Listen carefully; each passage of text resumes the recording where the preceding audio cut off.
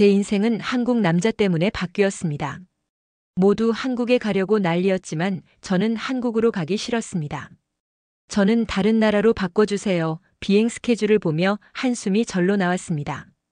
하지만 이 비행이 저의 인생을 송두리째 바꿔놓았답니다. 안녕하세요. 저는 알리사 로마노바입니다. 33살 러시아 사람이고 아에로플로트 항공에서 10년째 승무원으로 일하고 있어요. 모스크바에서 태어나 자랐고 어릴 때부터 비행기를 타고 세계 곳곳을 다니는 게 꿈이었죠.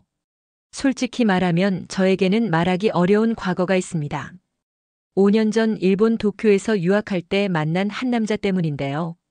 그때 저는 일본어를 배우러 1년 과정으로 도쿄에 있었어요. 타나카라는 이름의 그 남자를 어학원 근처 카페에서 처음 만났죠. 타나카는 정말 완벽해 보였습니다. 정중하고 예의 바르고 저에게 일본 문화를 친절하게 알려줬어요. 데이트할 때마다 작은 선물을 챙겨주고 제가 일본어로 실수하면 웃으면서 교정해줬죠. 저는 그런 그가 정말 좋았습니다. 2년간 사귀면서 결혼 약속까지 했었어요. 타나카는 알리사와 함께 사업을 하고 싶다고 말했죠. 작은 무역회사를 차리겠다면서 제 이름으로 사업자 등록을 하자고 했어요. 처음엔 단순히 사업을 시작하는 거라고 생각했습니다. 사랑하는 사람과 함께 하는 일이니까 기뻤죠. 하지만 현실은 달랐습니다. 타나카는 제 명의로 여러 곳에서 돈을 빌렸어요.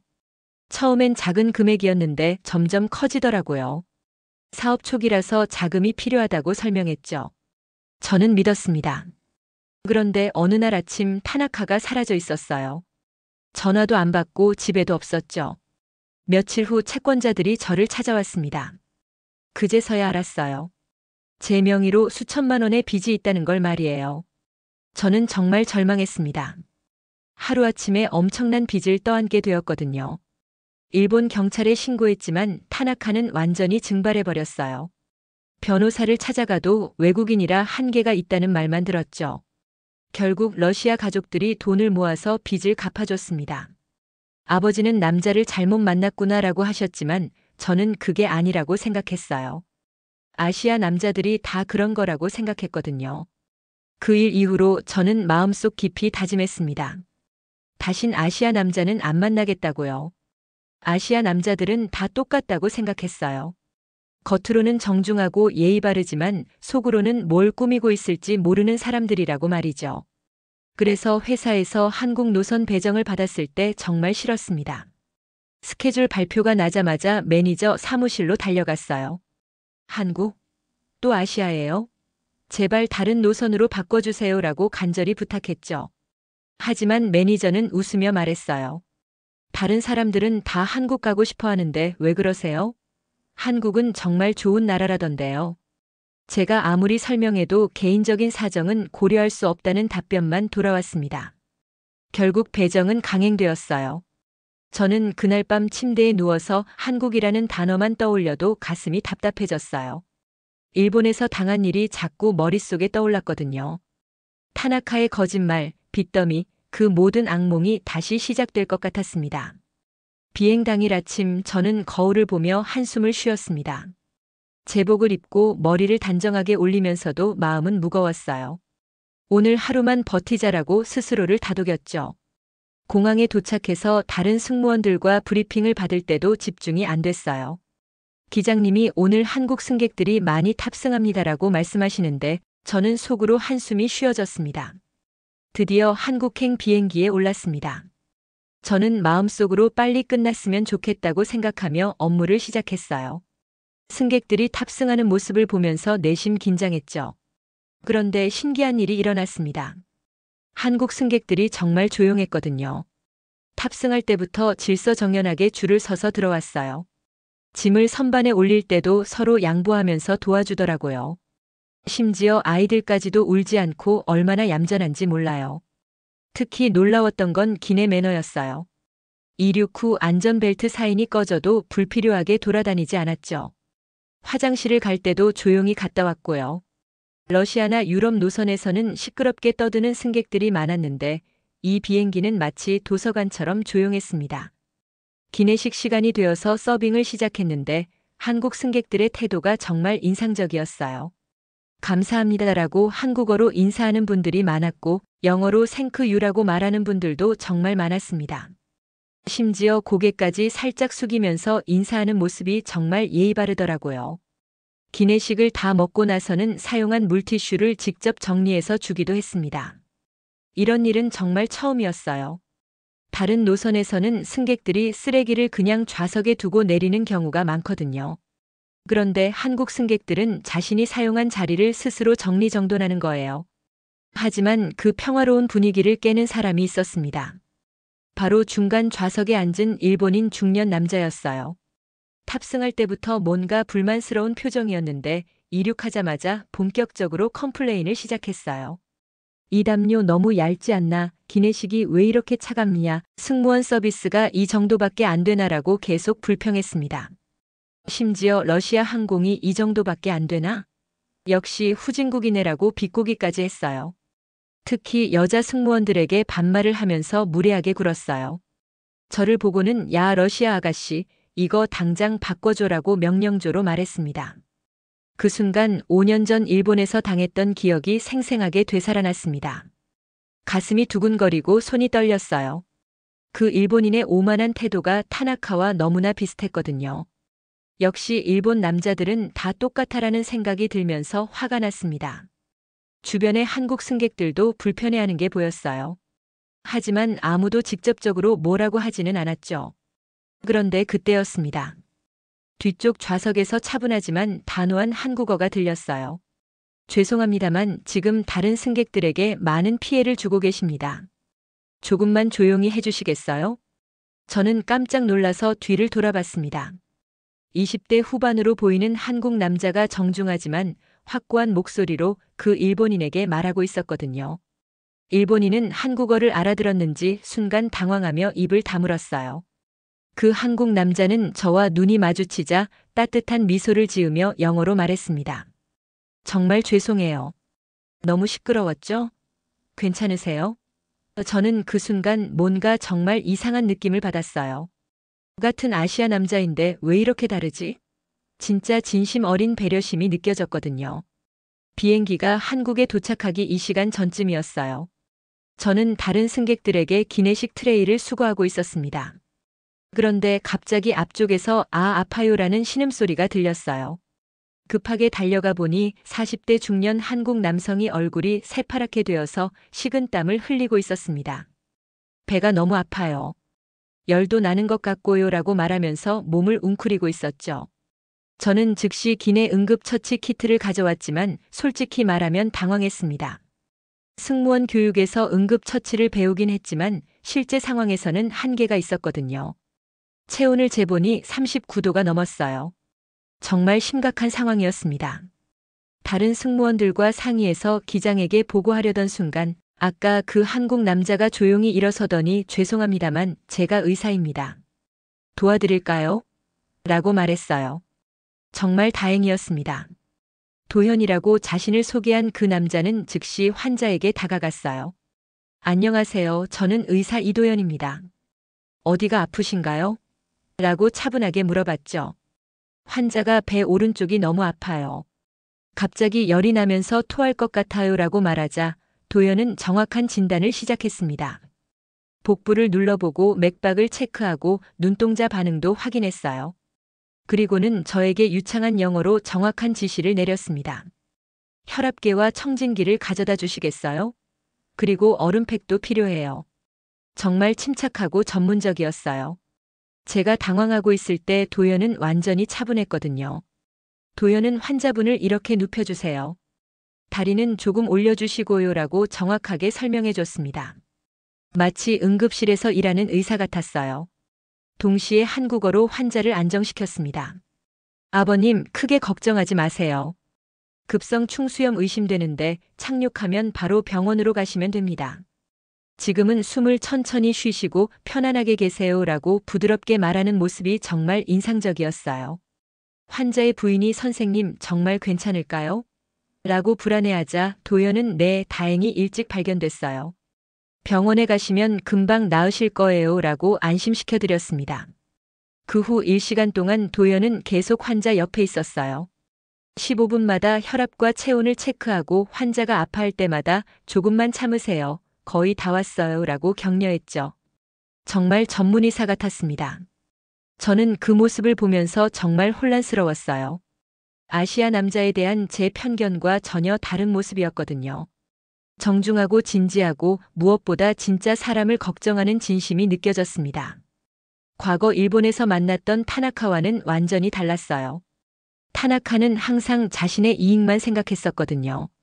하지만 도연은 전혀 모르는 사람을 위해 자신의 휴식 시간을 포기하면서 도움을 주고 있었습니다. 착륙 후 응급대원들이 와서 환자를 들것에 옮길 때도 도연은 끝까지 함께했어요. 급성 충수염 의심 환자입니다.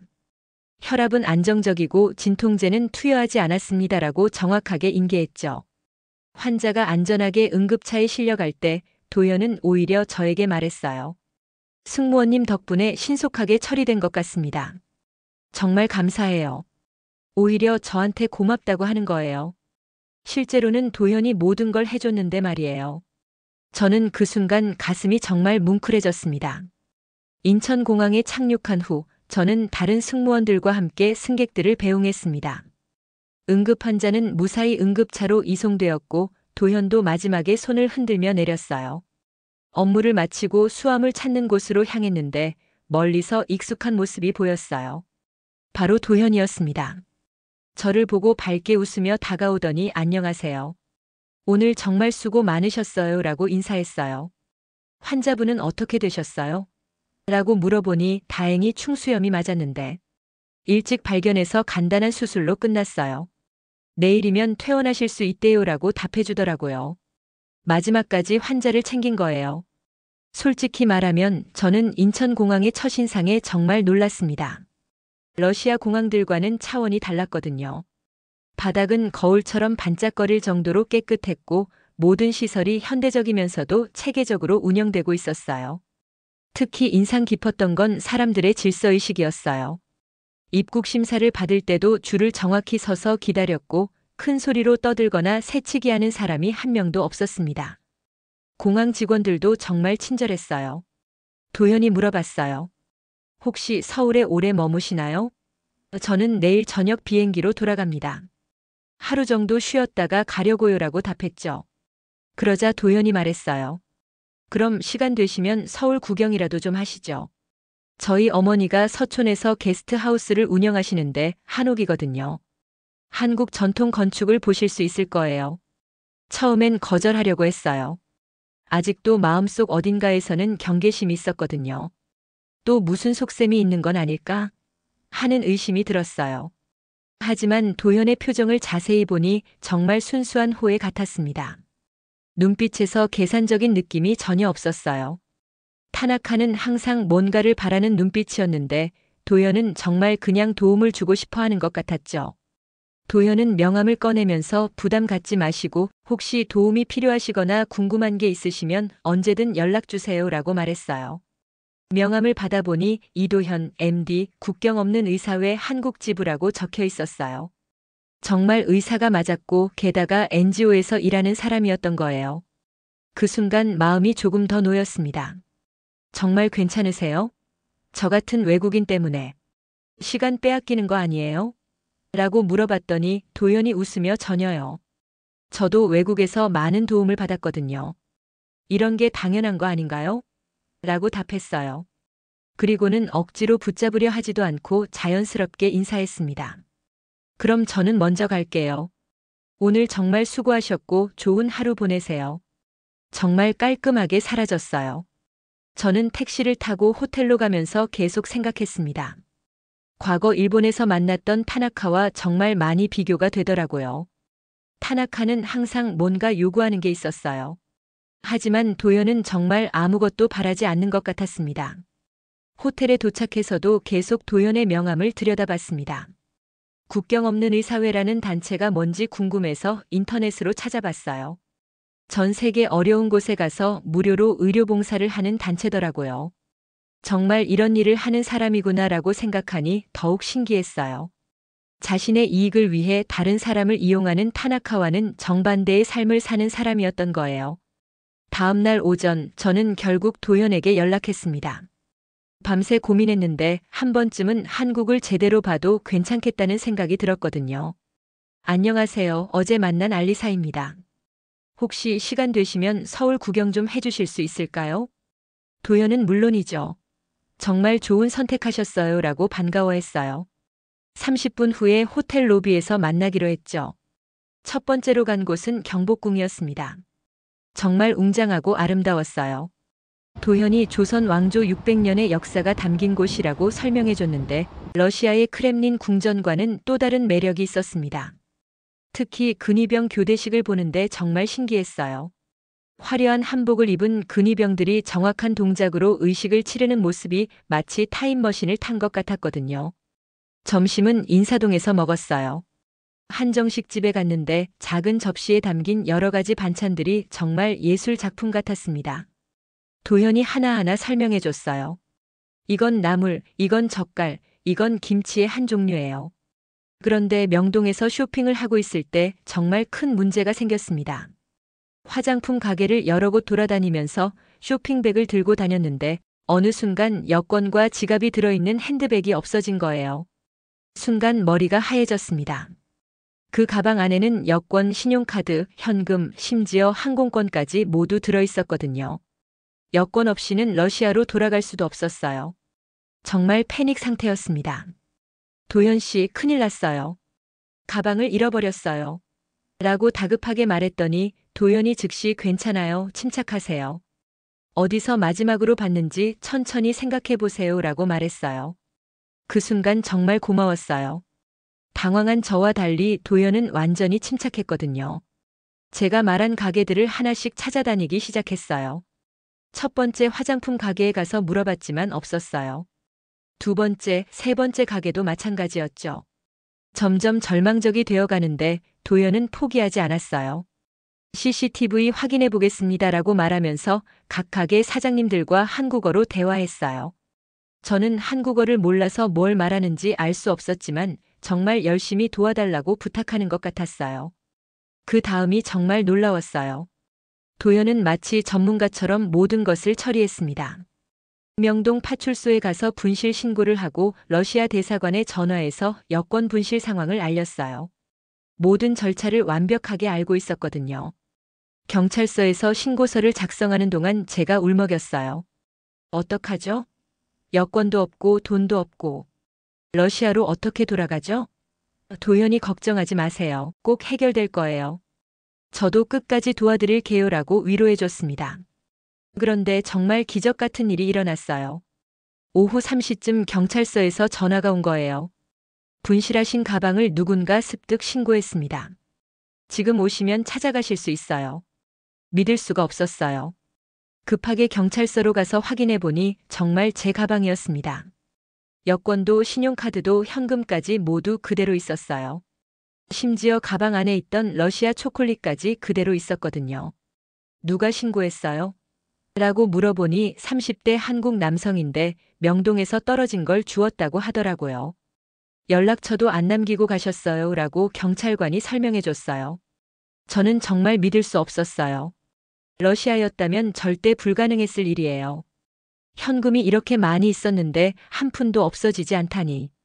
어떻게 이런 일이 가능하죠? 도현이 웃으며 말했어요.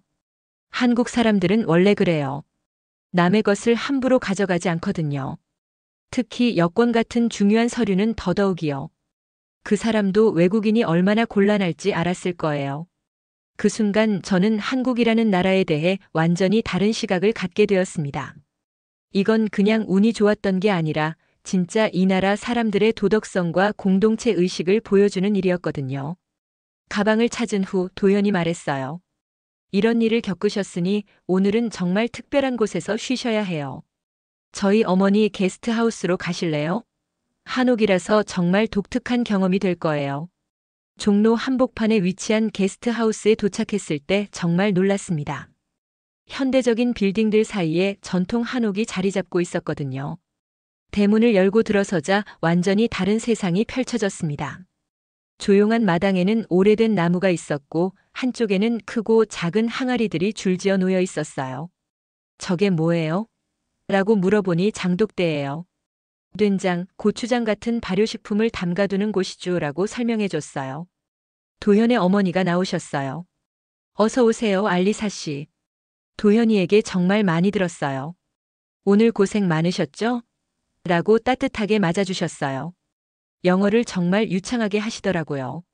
어머니는 은퇴하신 역사 선생님이세요 라고 도현이 소개해 줬어요. 어머니가 웃으시며 이 한옥이 120년 된 집이에요. 조선 말기에 지어진 거거든요 라고 설명해 주셨죠. 제가 머물 방으로 안내받았는데 정말 신기했어요. 바닥에 침대가 없고 이불이 깔려 있었거든요. 온돌방이에요. 바닥에서 따뜻한 열이 올라와요 라고 설명해 주시니 정말 신기했습니다. 한복도 입어보세요 라고 어머니가 권해주셨어요. 예쁜 분홍색 한복을 가져다 주시는데 정말 고운 색깔이었어요. 입어보니 정말 우아한 느낌이었습니다. 저녁 시간이 되자 어머니가 함께 저녁 드실래요? 라고 초대해 주셨어요. 김치찌개, 불고기, 비빔밥, 나물 반찬들. 정말 푸짐했습니다. 어머니가 이 김치는 제가 직접 담갔어요 라고 말씀하시는데 정성이 느껴졌어요. 특히 김치찌개가 정말 맛있었어요. 처음엔 매워서 놀랐는데 자꾸 먹다 보니 자꾸 손이 갔어요. 러시아 음식과는 완전히 다르네요. 이렇게 발효된 맛은 처음이에요 라고 말했더니 어머니가 정말 기뻐하셨어요. 식사 후에는 전통 다실로 이동했습니다. 어머니가 직접 전통 차독으로 차를 우려주셨어요. 이건 전통 다도예요. 마음을 차분하게 하는 의식이죠 라고 설명해 주시면서 정말 우아한 동작으로 차를 우리셨어요. 차를 마시는 방법도 가르쳐 주셨어요. 양손으로 받쳐서 천천히 마시세요. 향을 먼저 맡고 그 다음에 조금씩 드시면 돼요. 정말 모든 동작에 의미가 있었어요. 밤이 되어 마당에서 유자차를 마시고 있을 때였어요. 은은한 달빛이 한옥 지붕에 비치고 마당의 나무들이 바람에 살랑거리는 모습을 보는데 갑자기 눈물이 났어요. 왜 그랬는지 저도 정확히 모르겠어요. 그냥 이런 따뜻함과 평안함을 느낀 게 너무 오래된 것 같았거든요. 일본에서는 이런 마음의 안식을 느껴본 적이 없었어요. 도현이 조용히 옆에 앉으며 물어봤어요. 괜찮으세요? 왜 우세요? 저는 그냥 너무 따뜻해서요. 이런 걸 정이라고 하나요? 라고 물었어요. 도현이 미소 지으며 말했어요. 맞아요. 한국 사람들이 가장 소중하게 생각하는 게 바로 그 정이에요. 이유 없는 따뜻함, 계산 없는 배려, 그런 마음이죠. 그때 정말 느꼈어요. 과거 타나카의 계산적이고 차가운 태도와 이 가족의 진심 어린 환대가 얼마나 다른지를 말이에요. 여기서는 누구도 저에게서 뭔가를 얻으려 하지 않았어요. 다음 날 아침 한옥에서의 첫 잠은 정말 특별했습니다. 온돌방의 따뜻함과 고요함 속에서 정말 깊게 잠들었어요. 새소리에 눈을 떴는데 마당에서 들려오는 자연의 소리가 너무 평화로웠습니다. 어머니가 준비해 주신 아침 식사도 인상 깊었어요. 된장찌개, 계란말이, 김, 나물들이 정갈하게 차려져 있었죠.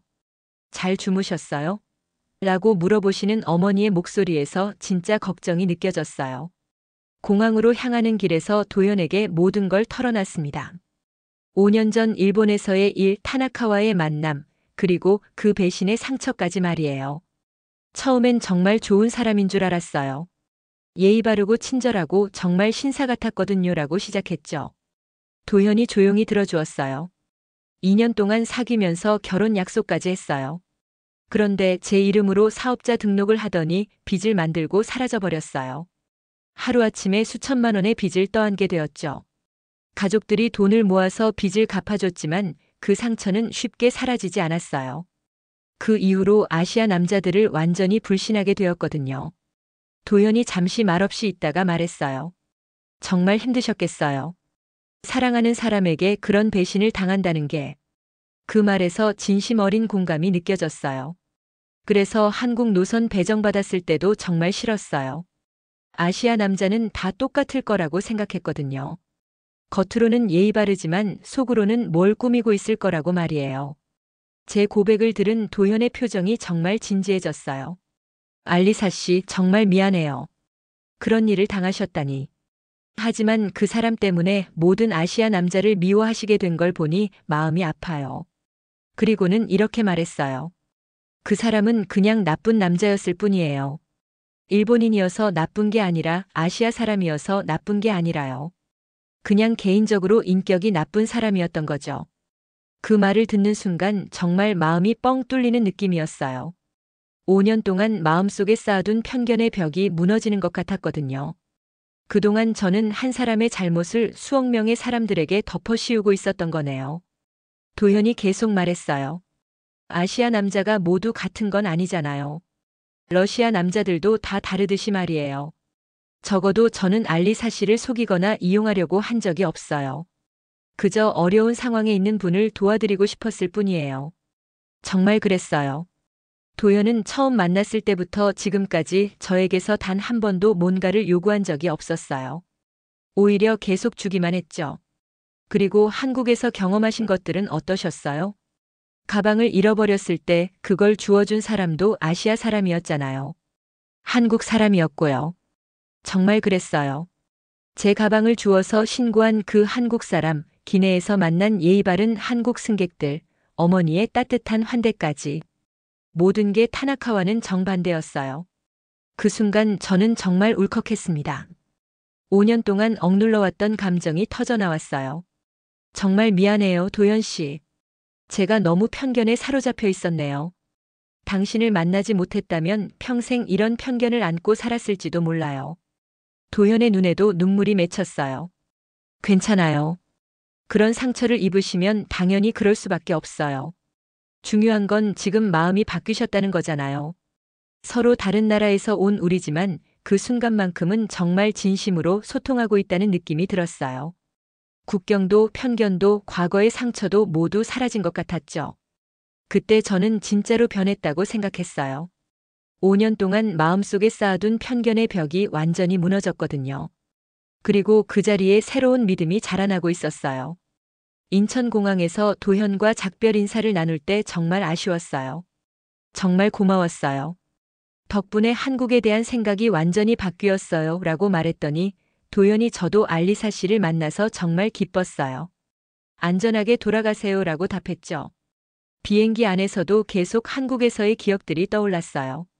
한옥마당에서 마신 유자차의 따뜻함, 도현 어머니의 친절한 미소, 가방을 찾았을 때의 안도감, 그리고 도현과 나눈 진솔한 대화까지 모든 것이 생생했습니다. 모스크바에 도착한 후 집으로 돌아왔을 때 뭔가 달라진 제 모습을 느꼈어요. 5년 동안 마음속에 쌓아둔 편견의 무게가 사라진 것 같았거든요. 대신 새로운 희망과 열린 마음이 자리 잡고 있었어요. 다음 날 회사에 출근했을 때 동료들이 한국 어땠어요? 라고 물어봤어요. 예전 같았으면 그냥 그랬어요. 라고 대충 답했을 텐데 이번엔 달랐죠. 정말 좋았어요. 사람들도 친절하고 문화도 아름답더라고요. 라고 답했습니다.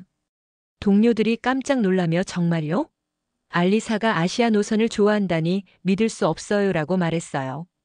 저도 웃으며 저도 놀라워요. 편견이 얼마나 무서운 건지 깨달았거든요. 라고 답했죠.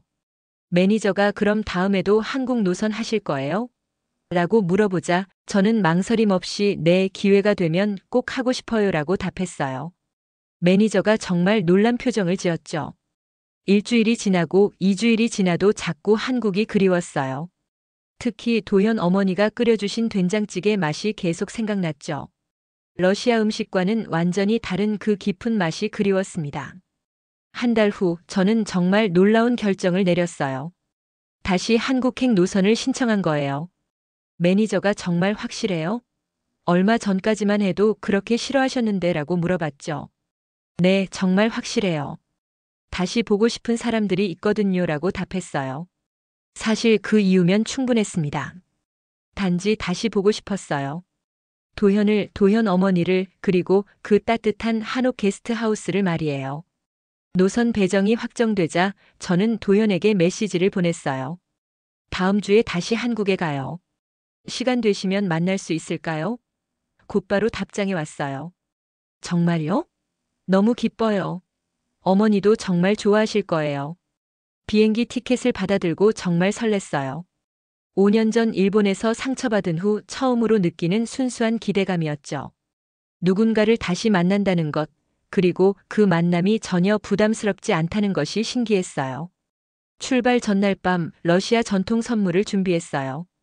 마트료시카 인형과 러시아 차 그리고 모스크바 사진들을 골라서 선물 포장을 했죠. 도현과 어머니에게 작은 고마움이라도 표현하고 싶었거든요. 드디어 인천공항에 도착했을 때 저는 가슴이 두근거렸어요. 게이트를 나서는 순간 정말 반가운 모습이 보였습니다. 도현이 ALISA라고 적힌 예쁜 팻말을 들고 기다리고 있는 모습이었어요. 저를 보자마자 환하게 웃으며 손을 흔들었죠. 다시 오셨네요. 정말 반가워요.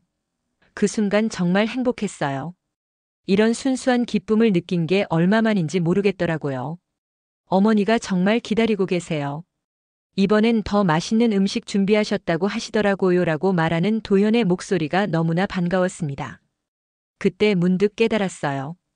제가 한국에서 찾은 건 단순히 새로운 문화나 친절한 사람들이 아니었어요. 진짜 찾은 건 제 자신이었죠. 편견에 갇혀있던 제 마음을 다시 열 수 있는 용기였습니다. 지금 생각해보면 정말 신기해요. 다시는 아시아에 오지 않겠다고 다짐했던 제가 그 아시아에서 가장 따뜻한 품을 찾았거든요. 그 이름은 한국이었고 그 얼굴은 도현이었습니다. 한 사람의 잘못된 행동 때문에 수많은 사람들을 미워했던 제가 정말 부끄러워요. 하지만 도현과 한국 사람들을 만나면서 깨달았죠.